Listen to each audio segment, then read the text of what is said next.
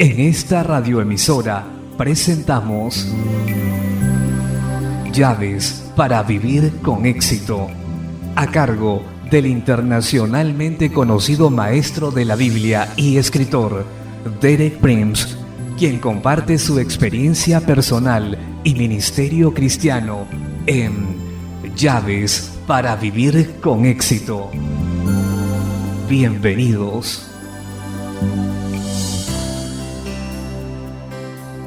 Llaves para vivir con éxito presenta ¿Cómo vencer el mal? Capítulo 2, primera parte. Me alegro de estar nuevamente con usted en el comienzo de otra semana en la que estaré compartiendo más llaves para vivir con éxito. Llaves que Dios ha puesto en mis manos a través de muchos años de experiencia personal y de ministerio cristiano. Esta semana continuaré el tema que comencé la semana pasada, ¿cómo vencer el mal?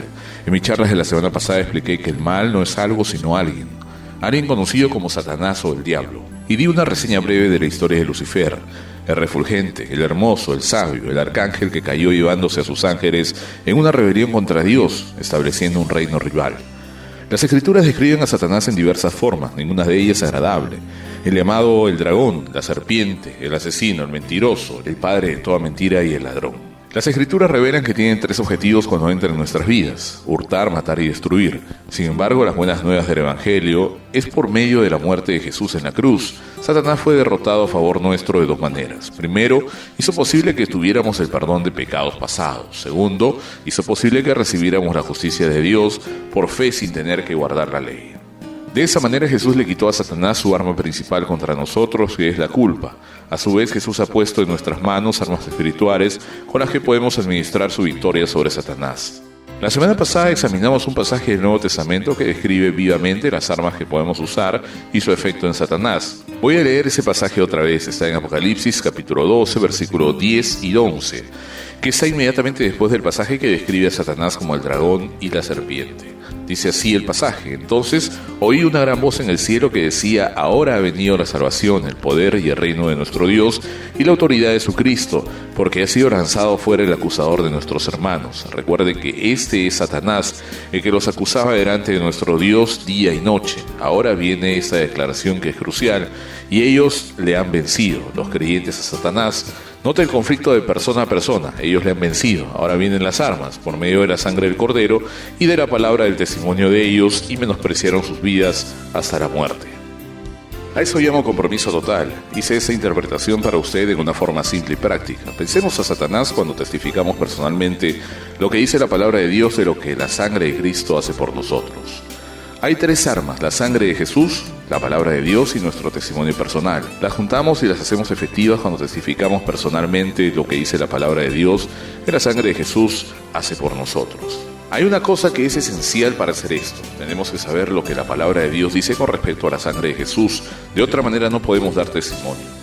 Pues bien, de esto es que vamos a estudiar esta semana. Vamos a ver varios pasajes que hablan de la sangre de Jesús y lo que hace por nosotros, y vamos a ver cómo testificar de tal manera que sean efectivos en nuestras vidas.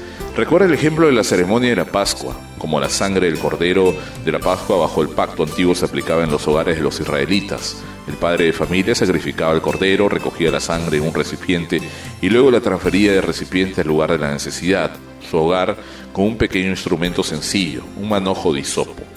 Sumergía el hisopo en la sangre y luego la rociaba sobre su casa.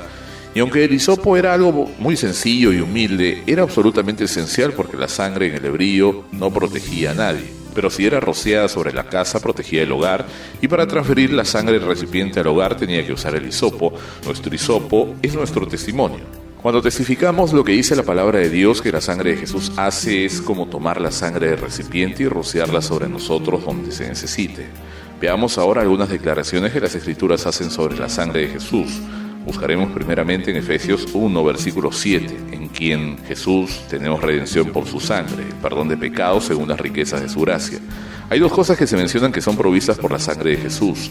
La primera es la redención, la segunda es el perdón de los pecados. Voy a leer el versículo otra vez y escuche usted la mención de estas dos provisiones por la sangre de Jesús, en quien Jesús tenemos redención por su sangre, el perdón de los pecados según las riquezas de su gracia. Así que por medio de la sangre de Jesús somos redimidos, y nuestra redención está basada en el hecho de que por medio de la sangre de Jesús nuestros pecados son perdonados. Así que las dos cosas que dice aquí, que son provistas de la sangre de Jesús, son primero, la redención, y segundo, el perdón. Pero para que tenga efectividad en nuestras vidas tenemos que hacer el testimonio apropiado. Esto está claramente resaltado en un versículo del Antiguo Testamento, Salmo 107, versículo 2, que dice: díganlo los redimidos de Jehová, los que han redimido del poder del enemigo. Para hacer efectiva nuestra redención tenemos que decirlo, tenemos que declararlo confiadamente, tenemos que dar nuestro testimonio personal diciendo: soy redimido del poder del enemigo. El enemigo, por supuesto, es Satanás. Ahora veamos brevemente lo que es la redención. Redimir significa comprar a alguien, de nuevo. Como pecadores estábamos expuestos al mercado de esclavos de Satanás y para la venta. No teníamos opciones ni podíamos elegir. La gracia y la misericordia de Dios es que Jesús vino a este mercado de esclavos de Satanás y nos compró con su preciosa sangre y nos sacó del poder del enemigo. Oiga lo que dice Pedro en 1 Pedro 1, 18 y 19, sabiendo que fuisteis rescatados de vuestra vana manera de vivir, la cual recibisteis de vuestros padres, no con cosas corruptibles como oro y plata, sino con la sangre preciosa de Cristo, como de un cordero sin mancha y sin contaminación. Note el uso de la palabra cordero. Otra vez Jesús es comparado con el cordero de la Pascua, y con su preciosa sangre hemos sido redimidos de la mano del enemigo, porque nuestros pecados han sido perdonados. Regresemos a Efesios 1:7 y repasemos el versículo una vez más. Es la clave de lo que estamos diciendo ahora mismo. En quien Jesús tenemos redención por su sangre, el perdón de pecados según las riquezas de su gracia. Así que tenemos dos cosas provistas con la sangre de Jesús: la redención y el perdón de los pecados, y lo hacemos efectivo con nuestro testimonio personal. Ahora le voy a mostrar cómo hacerlo. Lo decimos de esa manera: por la sangre de Jesús todos mis pecados son perdonados. Por la sangre de Jesús he sido redimido del poder de Satanás. Ese testimonio, cuando lo hacemos personalmente con nuestros labios, es como el hisopo, transfiere la sangre del hebrío al lugar de la necesidad donde vivimos. Voy a decirlo de nuevo y después le voy a dar el privilegio de unirse a mí una vez más para repetir esos testimonios decisivos. Primero, por la sangre de Jesús todos mis pecados son perdonados. Segundo, por la sangre de Jesús he sido redimido del poder de Satanás. Ahora, si usted lo puede hacer, quiero que repita después de mí frase por frase. ¿Está listo? Por la sangre de Jesús todos mis pecados son perdonados. Recuerde esa palabra, todos, es importante. Segundo, por la sangre de Jesús he sido redimido del poder de Satanás. Creo que podemos decir la segunda otra vez, es tan buena, ¿no es verdad? ¿No se sintió mejor después de decirla? Sígame de nuevo: por la sangre de Jesús he sido redimido del poder de Satanás. Así es como rociamos la sangre de Jesús con nuestro testimonio. Decimos en voz alta con nuestros labios lo que la palabra de Dios dice que la sangre de Jesús hace por nosotros. Ese es el hisopo con que tomamos la sangre del hebrío y la rociamos sobre nuestras vidas.